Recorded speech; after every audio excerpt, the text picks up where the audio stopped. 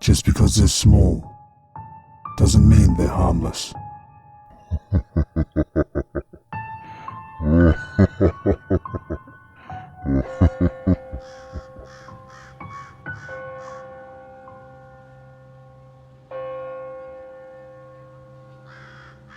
I'm a skeptic when it comes to these things, since nothing ever happened to me personally. But I was curious if you might know something about this creature my mum and her two brothers saw and heard at different moments. There is a house in Romania, in a small city called Sinaia, that the owner couldn't sell because of the rumor that said the house is haunted. Well, for a while, my two uncles and their parents lived in the house and experienced very strange encounters. My uncle told me the day of the encounter, he had been playing with his brother and their cat. When it was time to sleep, he said he saw something in the corner of the house, where the walls meet the ceiling. He described this creature as a dwarf, because he was about 30 centimeters tall. But the dwarf apparently had horns and a tail. My uncle said he was afraid, so he started to pray and the creature disappeared. He also said he shrugged it off as a dream for a long time, but my mum confirmed to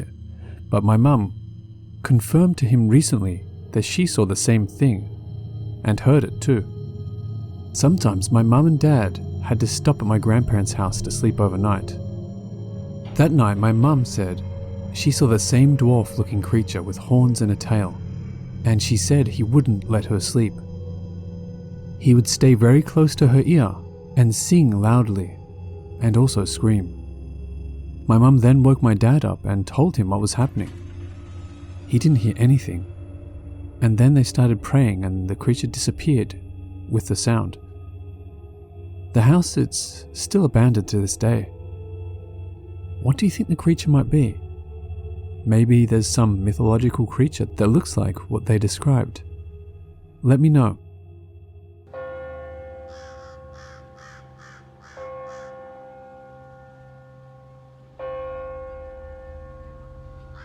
I would like to share a paranormal experience I had around 6 years ago. I've only had a couple since this one, and honestly, hoping they come to a stop as none of them have been a good experience.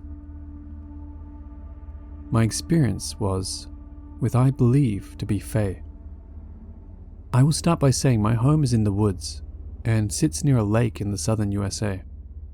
Somehow, I had developed severe insomnia and hadn't been sleeping well at all. This was probably due to stress from tons of overtime at work.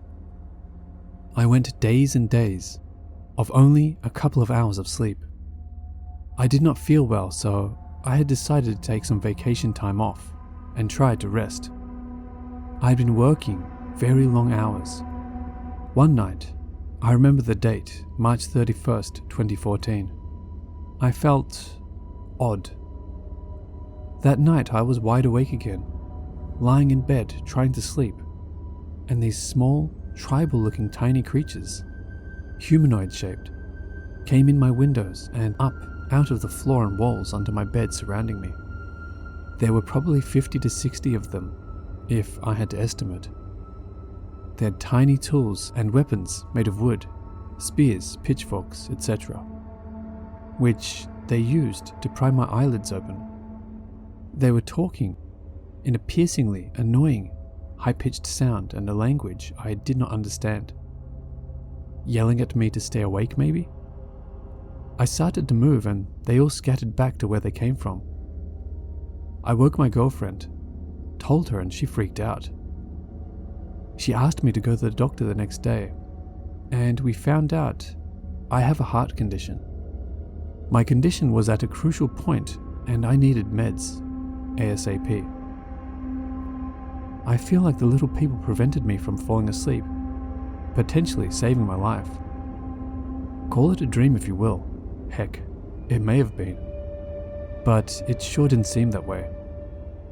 Stay safe out there.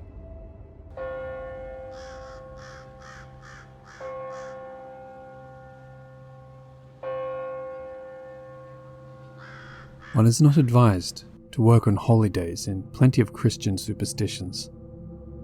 According to such religious sources, it is so that people can worship God to the best of their ability without having to undertake any activities which may hinder this. If this specific story is to be believed, then perhaps it is best not to insist on working on such venerated dates for one's personal safety, for the devil himself is reputed to use these times to get some work of his own done.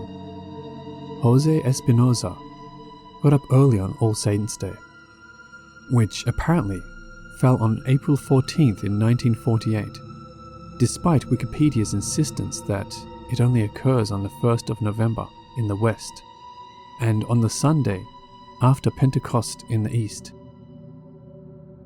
He lived in Remedios, Cuba, which used to be part of the Las Villas province, and was planning to arrange some cane carts in the fields outside of his house so that he could work on them later.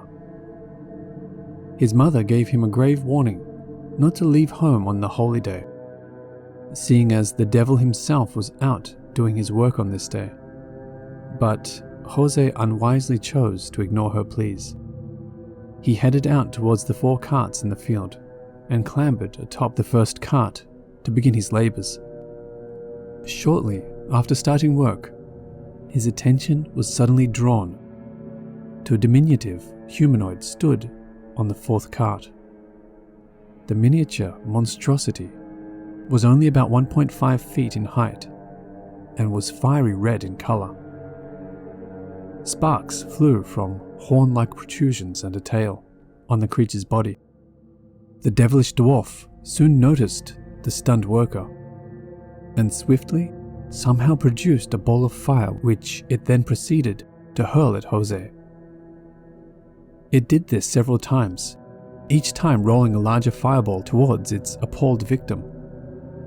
He only just managed to dodge the unique projectiles and was apparently so stunned that he found that he could not react any further to the situation.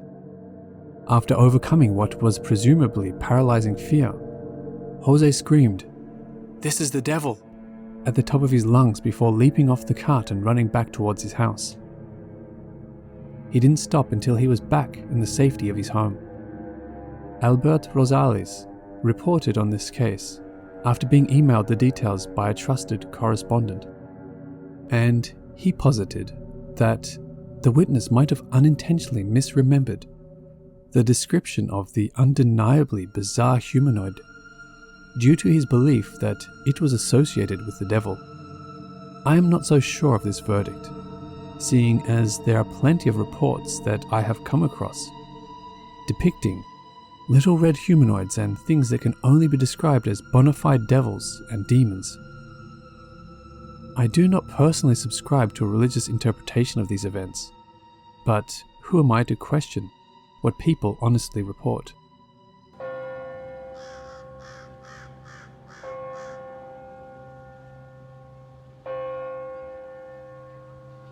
Bombero is a rapacious dwarf-like creature, originally attested to in Guarani culture, but of which legends have since spread across Argentina, Paraguay, and southern Brazil.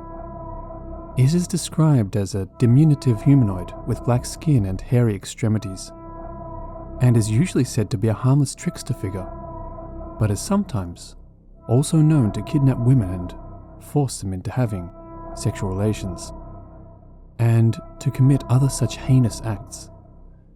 Of course, this wildly unpredictable entity is naught more than local folklore, right? Well, according to a testimony given by one terrified community, this allegedly mythical critter is all too real and extremely violent. The community was already in a state of fear due to the recent appearance of an Aguara Guazu, maned wolf, in the area, which they had linked to the legendary werewolf-like monster known as the lobizon. This general unease would reach a boiling point, however, when all hell broke loose in Barrio Santa Teresita. The harrowing ordeal of Liliana Nieves began on February 17, 2004, when over 10 witnesses would concur that they saw a rain of stones fall onto Liliana's house, located at 31 and 0000 Street in Santa Teresita. Although everyone could see the stones falling, nobody except Liliana could hazard a guess at who was throwing them. The terrified homeowner claimed that she saw something tearing mandarin and tomato plants out of the ground in her backyard, and then caught sight of a person running away from the scene. Her husband and another unnamed man chased after the entity, leaving Liliana alone in the house with her sister-in-law, Norma Cordoba. While the two women were alone, a brick suddenly hurtled into the roof. Liliana frantically called Norma over to where she was standing, saying that she could see another entity. Norma said that she caught her first glimpse of the creature when a shadow shot out toward the back of the property. The shadow in question continued to pelt the house with debris until 4 a.m., at which point Norma had a breakdown and was taken to hospital. The rampant poltergeist-like activity briefly eased up, with nothing happening on Wednesday, leading the besieged family to perhaps dare to assume that Tuesday's events were naught more than a cruel prank. This hope, however, would be dashed when the assault resumed on Thursday, this time with even more ferocity. Norma was in bed at the time, and Liliana and her husband were sitting outside on the patio when stones started to fall onto the roof again. Norma got out of bed, presumably terrified that her ordeal was about to repeat itself, and went outside to see that her other neighbors were all aware of the commotion. The rocky rain struck Liliana's house and neighboring properties alike, and at this point a decent portion of the community was stood outside in their backyards gawking at the phenomenon. All the houses in the neighborhood are linked by a common patio filled with trees with branches that touch the ground. It was into this forested area that Liliana strayed in an attempt to locate the source of the stone throwing. This was evidently a bad idea, seeing as she didn't re-emerge for quite a while. Frightened, her neighbors started to call out to her and received no reply, until a local man ventured out into the forest to find the missing woman. He was successful in his operation, but what he found was almost certainly not what he was hoping for. Liliana was sprawled on the ground, suffering from what appeared to be the aftermath of a savage blow to her face, severely wounding part of her eye and mouth, leaving it all broken. When Norma was asked about how Liliana described her attacker, she claimed that her sister-in-law had said that it was a humanoid entity about waist height on her, and that it had covered her mouth, dragged her into the bushes, and beat her. The creature apparently abandoned its hapless victim when it heard her neighbors calling for her, and was gone by the time they started searching for her. When the community brought Liliana outside, she suddenly fell down onto the floor and begged her brother and neighbors to vanquish whatever it was that was grabbing onto her feet. Confused, the bystanders stood her back up, only to watch her collapse back down onto the ground, as if her feet were being pulled out from under her. This frightening force was completely invisible to Liliana's would-be rescuers, but they rained down machete blows onto the space around her anyway, in the hope that they would hit the imperceptible assailant. Liliana was completely hysterical, desperately pleading with the bystanders to save her from this phantom attacker. Mario Obregon, Liliana's brother, said that she would frequently say that the creature would appear and say that it wanted to take her away. Trying his best to help, Mario would stand in front of his sister and try to defend her to the best of his ability, but could never even catch a glimpse of the assailant. Liliana said that the entity would continually appear despite her brother's attempts to protect her. A neighbor apparently came onto the scene with a crucifix and started to pray, but this seemingly only angered the creature. It would attack Liliana even more viciously and frequently. This episode was what frightened the locals the most, seeing as it was clear to them that there was seemingly an invisible force that was trying to push and drag Liliana. She said that it was a little man, all black, resembling an imp, and eventually the neighbors took her out of the house in an attempt to evade the entity because it kept threatening to take her away into the forest and beat her. The police eventually arrived and took Liliana away to the psychiatric ward of the hospital for de junio, where she remained until February 21st of that year. It was roughly midday on that Saturday, the 21st, when Deacon Dionisio Castagna of the San Jose parish visited the village, speaking to and praying with the frenzied locals. He agreed to bless their homes and didn't question whether the story was true or not, simply saying that they should strengthen their faith in God and reaffirm family ties in order to stay safe. According to a police report taken during the same period, a woman had been the victim of a brick attack on Friday, 20th of February, at around 2 a.m. Oddly, this is the same time as when the Aguara Guazu appeared in the neighborhood. The police were dispatched to the scene and apparently noted that there were brick shards on the ground near the site of the attack. An hour later, a deputy sheriff by the name of Aldo Fernandez led an operation to return to the site and was alarmed to find that a large number of bystanders claimed to have seen the woman in question being lifted and thrown against the wall by an invisible force, apparently resulting in her being severely bruised and needing to be hospitalized. Okay, so you can tell this is a very intriguing case, but the chronology of events seems to get a bit confused towards the end of the report. This is through no fault of my own, and this jumbled situation was present in the original source article. As far as I can tell, Liliana was attacked by the creature while out searching for the source of the stones, was brought inside where she was repeatedly pushed over by the entity, so much so that Mario stepped in to protect her but ultimately failed, leading to the community members taking Liliana outside to escape the threats of the creature. It was then that the police came. That's what I make of all this, but I can see that other interpretations of the timeline might also be valid. The author's source for the information contained in this original article is El Norte Digital from February 22nd, 2004. The specific article within this issue was found as the last case detailed on this website. He says his antivirus software says that ads were blocked on this page, so you might need to do the same. But a link to the original article will be in the description below.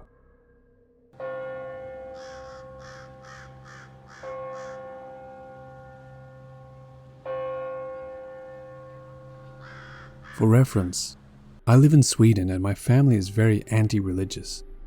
The house we live in is fairly old, dating back around 100 years. My dad is a very productive person and always gets new hobbies on the fly. One day he decided to start a bee farm in our backyard. When you take care of bees, you need a room that is very clean to keep out bacteria from the honey. He decided to use our shed in the backyard, which is extremely small. The room can fit about 2 people. In the room, we have one desk, which has a couple of drawers on it. In those drawers we keep all of the necessary equipment when making the jars of honey. So my dad had to put labels on each jar of honey, which is a very tedious process. The labels are on a huge scroll, about the size of an average adult's small arm in diameter. Me and my dad were putting labels on the jars for about 30 minutes, before he goes outside for about 10 seconds to grab some air. I can see him the entire time. When he goes out, he puts the scroll up on top of the desk. During this time I was watching, I took out my phone. When he comes back in, we proceed to start again, but from nowhere, he asks me where I put the scroll. I tell him that he put the scroll on top of the desk, but it's not there. Without the scroll of labels, we couldn't continue working. We start looking all over the room, but nothing. As I described earlier, the room was tiny, which is why it's so odd for it to disappear. We searched everywhere, behind the desk, in each drawer, outside, but still nothing. This happened about a year ago, and it's still freaking me out. Usually when me and my family experience something paranormal, we blame it on something logical and ignore it afterwards, but this incident cannot be explained. There is seriously nowhere for it to have disappeared. That's what is freaking me out. Even in the unlikely event of it rolling outside, me and my dad would have easily spotted it or just heard the scroll. Moral of the story? Gnomes might still exist in Sweden.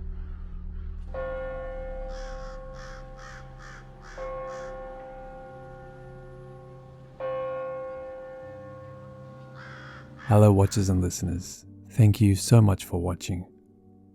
As always, a big thank you to all of the Reddit users who kindly allowed me to use their stories. If you want to help support this channel, you will find links to both my Patreon and my Teespring store in the description below. So feel free to have a look. And the biggest thank you to all of you who continue to support me. I truly do appreciate it. And remember, Papa loves you.